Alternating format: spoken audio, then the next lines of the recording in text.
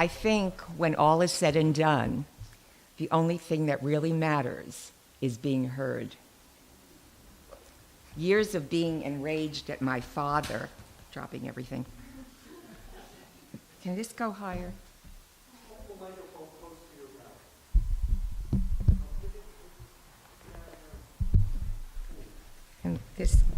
Can the book stand go higher? So I can see it. That's it, better. Thank you. Years of being enraged at my father didn't help me at all. In fact, it contaminated all my relationships. What did men ultimately get from me? Anger. What did I get? Gastrointestinal misery. My therapist, tired of hearing me berate myself for everything I did wrong, asked, "When are you going to give up your father?" Didn't he know I would if I could?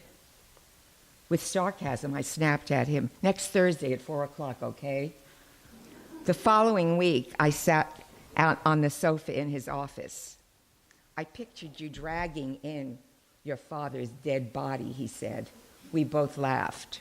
But I wasn't ready to go that far. Instead, I did what I needed to do all my life. 2.5 years of therapy readied me for the next encounter.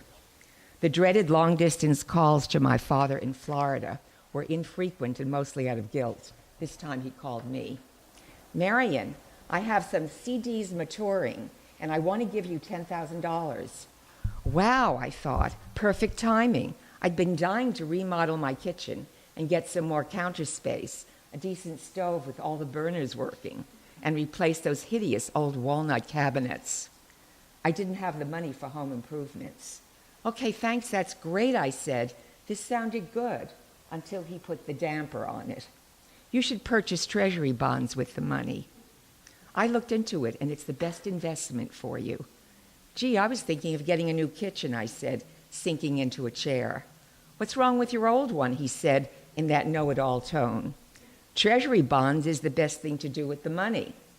I felt that old, familiar, queasy feeling in my stomach. I was being discredited again. He didn't hear me. I ended the conversation and sat there seething. Damn it, he always knew better than me and more than me. I was not an idiot. And then the anger came, red and hot. I didn't need or want his money. The next Thursday, I saw my therapist and proudly announced that I wasn't going to take my father's money and compromise myself. "He can keep it," I said. His response shocked me. I had never heard any therapist say anything like this before. He looked me in the eye and said, "Take the money. He owes you. He's the reason you're here." This guy practically never gave advice. It was out of character. He was non-directive. Now he'd hit me twice with advice. Give up my father? Take his money? The next day I called my dad. I could have easily just taken the money and done whatever I damn well pleased with it. He never would have known, but that was not my style. I needed to do things up front. I think I secretly needed his approval, the withheld golden egg. The money was not what I needed from him. I desperately longed for his respect. His love? Well, don't ask for too much. "Okay, Dad," I said, warming up to what I was about to say. "I need you to listen."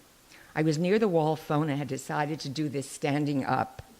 I did not want to be relaxed. It was quiet on the other end of the line. I began, "All my life you have discounted my abilities and made me feel inadequate." He started to interrupt. "Oh, Marian, it's okay. Do what you want with the money." He wanted to shut me up. "No," I shouted into the phone. "I need to say this, and I need you to just listen." He began to argue with me. "You can spend the money any way you want." Now I yelled at the top of my lungs, something I never had the courage to do. I never yelled at him, never. "I need you to just listen." My voice was strong. That alone felt good, a relief. I needed him there on the phone, hearing me. Don't hang up, I thought. Just stay there and hear this. I need to say it. I must say it. I continued to stand there gripping the phone. Again, it was quiet on his end of the line. I continued. I grew up thinking I did everything wrong, was dumb, and incompetent.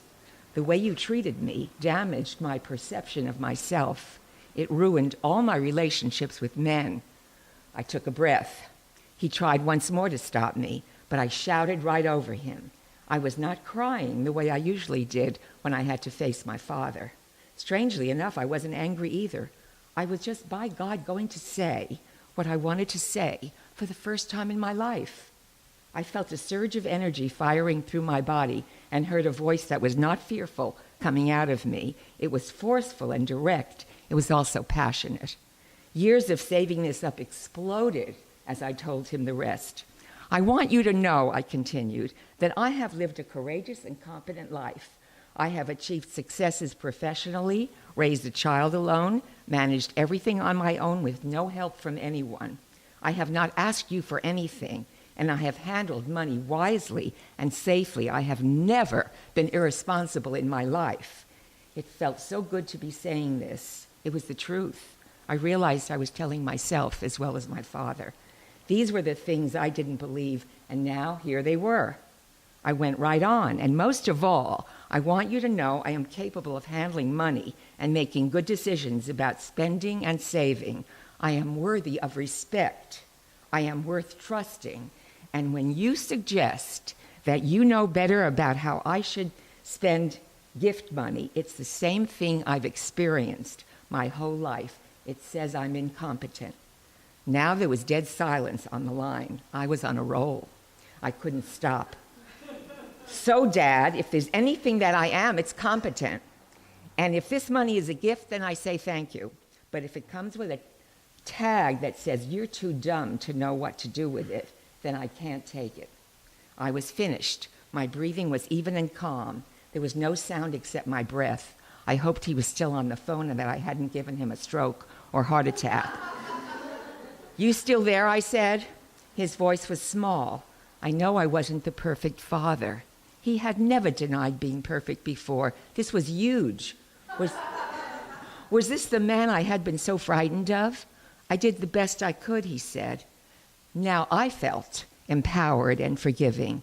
Dad, I'm not asking you to change. I was only asking you to just listen. I didn't tell you this to make you feel bad or to be different than you are. I needed just to be heard. I needed you to hear me, and you did. When the check came, I wrote my father a thank you note. It wasn't for the $10,000 check. It said, "Thanks for listening. You gave me what I needed." Thank you.